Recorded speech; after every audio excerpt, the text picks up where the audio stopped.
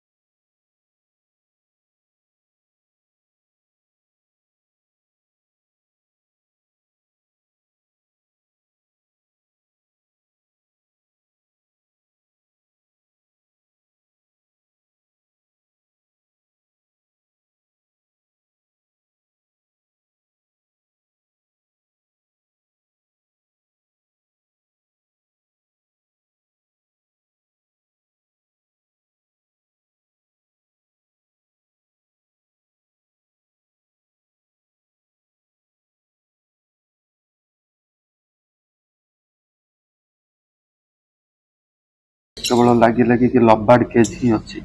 बहुत लोग different different चढ़ई गोटे जगार रखी था तो ब्रीडिंग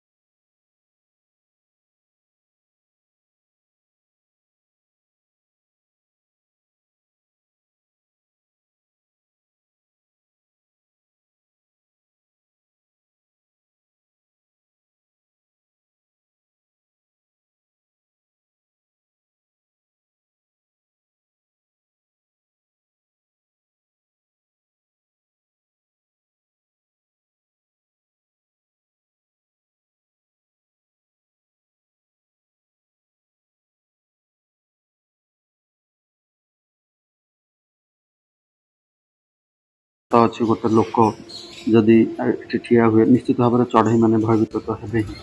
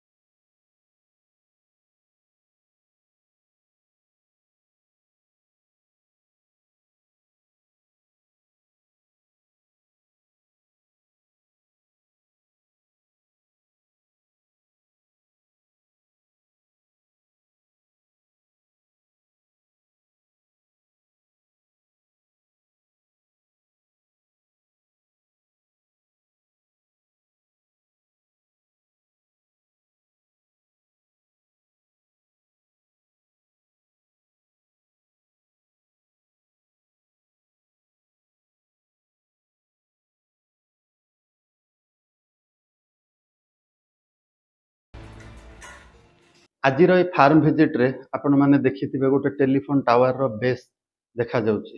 ମାନେ ସେ ଫାର୍ମ କ୍ୟାମ୍ପସ୍ ଭିତରେ ଗୋଟେ ଟେଲିଫୋନ୍ ଟାୱାର ଅଛି ଆଉ ଫାର୍ମଟା 4 ମହଲା ଉପରେ ହେଇଛି। ବହୁତ ଲୋକଙ୍କର ଧାରଣା ଯେ ଟେଲିଫୋନ୍ ଟାୱାରର ବିକିରଣ ଚଢ଼େଇମାନଙ୍କ ବ୍ରିଡ଼ିଂକୁ ବା ଚଢ଼େଇମାନଙ୍କ ଲାଇଫ୍କୁ ହାମ୍ପର କରେ।